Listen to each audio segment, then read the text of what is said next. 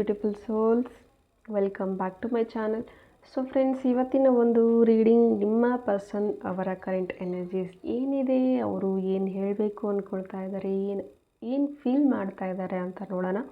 So what exactly they are feeling. So guys, video general ಆಗಿರುತ್ತೆ, collective ಆಗಿರುತ್ತೆ, ನಿಮ್ಮ ಜೊತೆ ರೆಸನೇಟ್ ಆದರೆ ಮಾತ್ರ ತೊಗೊಳ್ಳಿ. ಹಾಗೆ ಟೈಮ್ಲೆಸ್ ಆಗಿರುತ್ತೆ, ಯಾವಾಗ ಸ್ಕ್ರೀನ್ ಮೇಲೆ ನೋಡ್ತೀರಾ ಆವಾಗ ಇದು ನಿಮಗೆ ರೆಸನೇಟ್ ಆಗುವಂಥದ್ದಿದೆ. ಯಾರಿಗೆಲ್ಲ ಪರ್ಸ್ನಲ್ ರೀಡಿಂಗ್ ಬೇಕೋ ಡಿಸ್ಕ್ರಿಪ್ಷನ್ಲಿರುವಂತಹ ನಂಬರ್ಗೆ ನೀವು ಕಾಂಟ್ಯಾಕ್ಟ್ ಮಾಡಬಹುದು. ಆ್ಯಂಡ್ ಗೈಸ್, ನಾನು coming Sunday on 16th relationship ವೆಬಿನಾರ್ನ ಕಂಡಕ್ಟ್ ಮಾಡ್ತಾ ಇದ್ದೀನಿ. ಸಪೋಸ್ ನಿಮ್ಮ ಒಂದು ರಿಲೇಷನ್ಶಿಪ್ನ ನೀವು ಹೀಲ್ ಮಾಡ್ಕೋಬೇಕು ಮತ್ತು ನಿಮ್ಮ ಪರ್ಸನ್ನ ನಿಮ್ಮ ಲೈಫಿಗೆ ಬರಬೇಕು, ಅವ್ರ ಜೊತೆ ಮ್ಯಾರೇಜ್ ಮ್ಯಾನಿಫೆಸ್ಟ್ ಮಾಡಬೇಕು ಅಂದರೆ ಖಂಡಿತ ನೀವು ಈ ಒಂದು ವೆಬಿನಾರ್ನ ಜಾಯಿನ್ ಆಗಬಹುದು. ಓಕೆ, ಸೊ ವೆಬಿನಾರ್ ಡೀಟೇಲ್ಸ್ ಬೇಕು ಅಂದರೆ ಡಿಸ್ಕ್ರಿಪ್ಷನ್ ಇರುವಂಥ ನಂಬರ್ಗೆ ನೀವು ಕಾಂಟ್ಯಾಕ್ಟ್ ಮಾಡಿ, ನಾನು ಡೀಟೇಲ್ಸ್ನ ಕಳಿಸ್ಕೊಡ್ತೀನಿ. Okay, so coming back to video, again I am telling it's just a general reading. Open ಮೈಂಡೆಡಿಂದ ಈ ರೀಡಿಂಗ್ ನೋಡಿ, take what resonates to you. As per your person energies, I am getting 8 of Swords, 5 of Cups,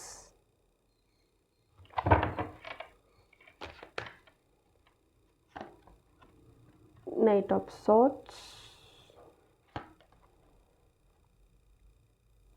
7 of Pentacles.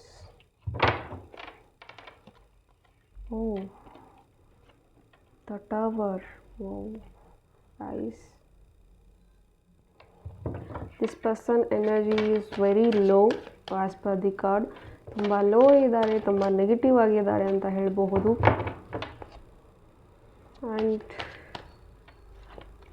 ತುಂಬ ಕನ್ಫ್ಯೂಷನಲ್ಲಿದ್ದಾರೆ ಈ ಒಂದು ವ್ಯಕ್ತಿ ಅಂತ ಹೇಳಬಹುದು. ತುಂಬ ಕನ್ಫ್ಯೂಷನ್ಸ್ ಇದೆ. ಹ್ಯಾಂಗ್ಡ್ ಮ್ಯಾನ್, ಲೈಫಲ್ಲಿ ಏನು ಮಾಡಬೇಕು ಕ್ಲಾರಿಟಿ ಇಲ್ಲ. ಆ್ಯಂಡ್ ಈ ಪರ್ಸನ್ ಇವರ ಒಂದು ದುಡುಕಿನ ಸ್ವಭಾವದಿಂದ ಈಗ ನೀವೇನು ನೋ ಕಾಂಟ್ಯಾಕ್ಟ್ ಆಗಿರಬಹುದು ಅಥವಾ ಸಪ್ರೇಷನ್ನಲ್ಲಿರಬಹುದು, the only because of this person ಅಂತ ಹೇಳಬಹುದು.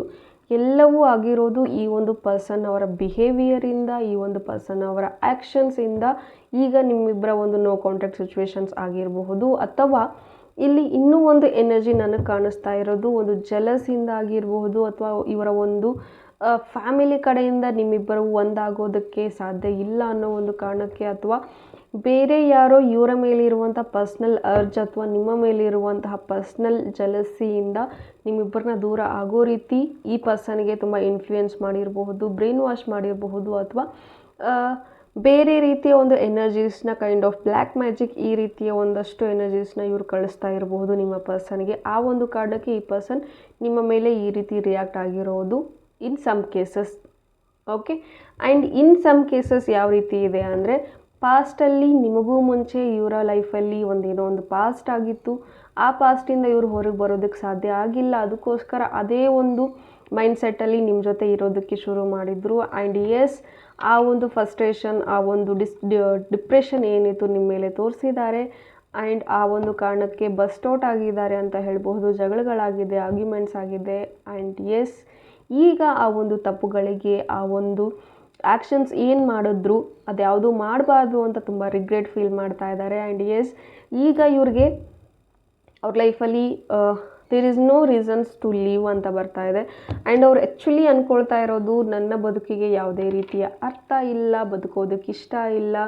And this person wants to end his or her life, ಅವರ ಒಂದು ಬದುಕನ್ನು ಕಂಪ್ಲೀಟಾಗಿ ಎಂಡ್ ಮಾಡ್ಕೋಬೇಕು ಅಂತ ಈ ರೀತಿಯ ಒಂದು ಆಲೋಚನೆಗಳು ಅವ್ರಿಗೆ ಬರ್ತಾ ಇದೆ. ಬಟ್ ದ ಓನ್ಲಿ ಥಿಂಗ್, ಒಂದಲ್ಲ ಒಂದಿನ ನಿಮ್ಮ ಜೊತೆ ನಾನು ಮತ್ತೆ ಮಾತಾಡಬೇಕು, ನನ್ನ ಪರ್ಸನ್ ಜೊತೆ ನಾನು ಚೆನ್ನಾಗಿರಬೇಕು ಅಂತ ಅವರು ಲೈಕ್ ಕಾಯ್ತಾ ಇದ್ದಾರೆ, ಅಥವಾ ನಿಮ್ಮನ್ನ ಮಿಸ್ ಮಾಡ್ಕೊಳ್ತಾ ಇದ್ದಾರೆ. ಒಂದು ಪಾಯಿಂಟಲ್ಲಿ ನಿಮ್ಮನ್ನ ಮಿಸ್ ಮಾಡ್ಕೊಳ್ತಾ ಇದ್ದಾರೆ, ಇನ್ನೊಂದು ಪಾಯಿಂಟಲ್ಲಿ ತುಂಬ ಕನ್ಫ್ಯೂಸ್ಡ್ ಇದ್ದಾರೆ, ಏನು ಮಾಡಬೇಕು ಅಂತ ಗೊತ್ತಾಗ್ತಾ ಇಲ್ಲ. ಆ್ಯಂಡ್ ಸಮ್ಟೈಮ್ಸ್ ಈ ಪರ್ಸನ್ ಅಂದ್ಕೊಳ್ತಾ ಇರೋದು, ನಾನು ಎಲ್ರೂ ಚೆನ್ನಾಗಿ ನೋಡಿಕೊಂಡೆ, ನಾನು ಎಲ್ರಿಗೂ ಅರ್ಥ ಮಾಡಿಸೋದಕ್ಕೆ ಟ್ರೈ ಮಾಡಿದೆ, ಎಲ್ಲರೂ ಅರ್ಥ ಮಾಡಿಕೊಂಡೆ, ಬಟ್ ನನ್ನನ್ನು ಯಾರೂ ಅರ್ಥ ಮಾಡ್ಕೊಳ್ಳಿಲ್ಲ, ನನಗೇನು ಬೇಕೋ ಅದನ್ನು ಕೊಡಲಿಲ್ಲ.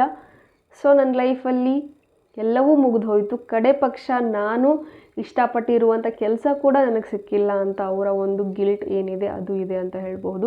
ಮೈಟ್ ಬಿ ನೀವು ಅವ್ರಿಗೆ ತುಂಬ ಬ್ಲೆಸ್ಸಿಂಗ್ ಆಗಿ ಸಿಕ್ಕಿದ್ರಿ, ಬಟ್ ಅವರ ಒಂದು ಶಾರ್ಟ್ ಟೆಂಪರ್, ಅವರ ಒಂದು ಬಿಹೇವಿಯರಿಂದ, ಅವರ ಒಂದು ಪಾಸ್ಟ್ ಟ್ರಾಮಾದಿಂದ ನಿಮ್ಮನ್ನು ಮತ್ತೆ ಕಳ್ಕೊಂಡಿದ್ದಾರೆ ಅಂತ ಹೇಳಬಹುದು.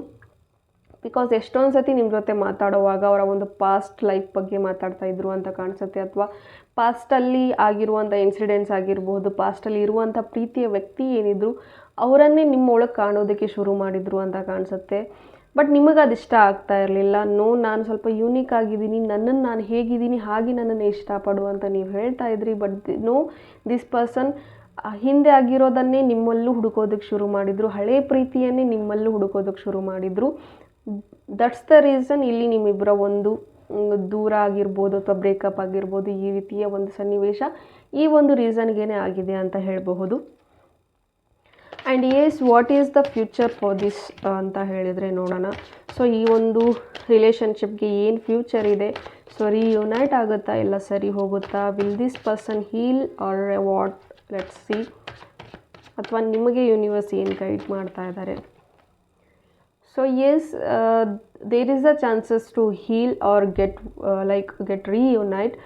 ನಿಮ್ಮಿಬ್ಬರ ಒಂದು ರಿಲೇಷನ್ಶಿಪ್ ಹೀಲ್ ಆಗುವಂಥ ಚಾನ್ಸಸ್ ಇದೆ, ರಿಯುನೈಟ್ ಆಗುವಂಥ ಚಾನ್ಸಸ್ ಇದೆ, ಅಥವಾ ಮ್ಯಾರೇಜ್ ಆಗುವಂಥ ಚಾನ್ಸಸ್ ಕೂಡ ಇದೆ. ಬಟ್ ಈ person is not ready to accept the changes. See, ನಿಮ್ಮ ಕಡೆಯಿಂದ ಯಾವುದೇ ರೀತಿಯ ಫಾಲ್ಟ್ ಇಲ್ಲ. ನಿಮಗೆ ಎಷ್ಟು ಬೇಕೋ ಏನು ಬೇಕೋ ಎಲ್ಲ ರೀತಿಯಲ್ಲೂ ನೀವು ಎಫರ್ಟ್ ಹಾಕಿದ್ದೀರಾ. The only thing is this persons actions required.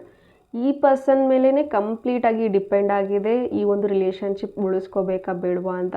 ನೋಡಿ, ಇವ್ರದ್ದೇ ಒಂದು ಇಲ್ಯೂಷನ್ನಲ್ಲಿದ್ದರು, ಇವರೇ ಅಂದ್ಕೊಂಡ್ರು, ಇವರೇ ಬಿಟ್ಟು ಹೋದರು, ಎಲ್ಲ ಇವ್ರ ಕಡೆನೇ ಮಾಡಿದ್ದಾರೆ. What you did nothing. The only thing, ನೀವೇನು ಮಾಡಿಲ್ಲ, ನೀವೇನು ಮಾಡೋಕ್ಕೂ ಆಗಿಲ್ಲ. ಅವ್ರು ಬಂದರು, ನಿಮ್ಮ ಜೊತೆ ಇದ್ದರು, ಅವ್ರು ಬಿಟ್ಟು ಹೋದರು, ಆ್ಯಂಡ್ ನೀವು ಸ್ಟಿಲ್ ಇದ್ದೀರಾ. Because you are very strong, right? But ನಿಮಗೊಂದು ಗೊತ್ತು ದಟ್, ಆ್ಯಂಡ್ ಒಂದು ಥಿಂಗ್ ರಿಮೆಂಬರ್ ಮಾಡ್ಕೊಳ್ಳಿ, ದಟ್ ನೆನಪಿಟ್ಕೊಳ್ಳಿ, ನಮ್ಮ ಲೈಫಲ್ಲಿ ಯಾರು ಬರಲಿ ಬರದೇ ಇರಲಿ, ನಾವೆಲ್ಲರ ಲೈಫ್ನ ಚೇಂಜ್ ಮಾಡೋದಕ್ಕಂತೂ ನಾವು ಈ ಒಂದು ಲೈಫಿಗೆ ಬಂದಿಲ್ಲ. ಆ ಒಂದು ಅರ್ಥನ ಈ ಪರ್ಸನ್ ಅರ್ಥ ಮಾಡ್ಕೋಬೇಕು, ಆ ಒಂದು ಕಾನ್ಸೆಪ್ಟನ್ನ ಈ ಒಂದು ಪರ್ಸನ್ ಅರ್ಥ ಮಾಡ್ಕೋಬೇಕು. ಇವ್ರು ಏನೇ ಶಾರ್ಟ್ ಟೆಂಪರಲ್ಲಿದ್ದರು, ಇವ್ರು ಏನೇ ಒಂದು ಮೂಡ್ ಸ್ವಿಂಗ್ಸಲ್ಲಿದ್ರೂ ಪ್ರತಿಯೊಂದು ಸರಿನೂ ಇವ್ರು ಎಕ್ಸ್ಪೆಕ್ಟ್ ಮಾಡೋದು ನಿಮ್ಮಿಂದ ನೀವೇ ಅವ್ರನ್ನ ಅರ್ಥ ಮಾಡ್ಕೋಬೇಕು, ನೀವೇ ಅವ್ರನ್ನ ಹೀಲ್ ಮಾಡಬೇಕು ಅಂತ. ಬಟ್ ನಿಮ್ಮ ಕಡೆಯಿಂದ ತುಂಬ ಪ್ರಯತ್ನ ಪಟ್ಟಿದ್ದೀರಾ, ತುಂಬ ಒಂದು ನೋಡಿ ಸ್ಟ್ರೆಂತ್ ಕಾರ್ಡ್ ಬಂದಿದೆ ನನಗೆ, ತುಂಬ ಒಂದು ಸ್ಟ್ರೆಂತ್ ಅನ್ನೋದನ್ನು ಕೊಟ್ಟಿದ್ದೀರಾ, ಮೋಟಿವೇಶನ್ ಅನ್ನೋದನ್ನು ಮಾಡಿದ್ದೀರಾ. ತುಂಬ ಟೈಮಲ್ಲಿ ತುಂಬ ಇದರಲ್ಲಿ ನೀವು ಈ ಒಂದು ಪರ್ಸನ್ಗೆ ಒಂದು ಬ್ಯಾಕ್ ಬೋನಾಗಿ ನಿಂತಿದ್ದೀರಾ. ಬಟ್ ಈಗ ನಿಮ್ಮಿಂದ ಇದು ಸಾಧ್ಯ ಆಗ್ತಾ ಇಲ್ಲ. Why? Because this person is not cooperating. ಈ ಪರ್ಸನ್ ಕೋಆಪ್ರೇಟ್ ಮಾಡ್ತಾನೇ ಇಲ್ಲ.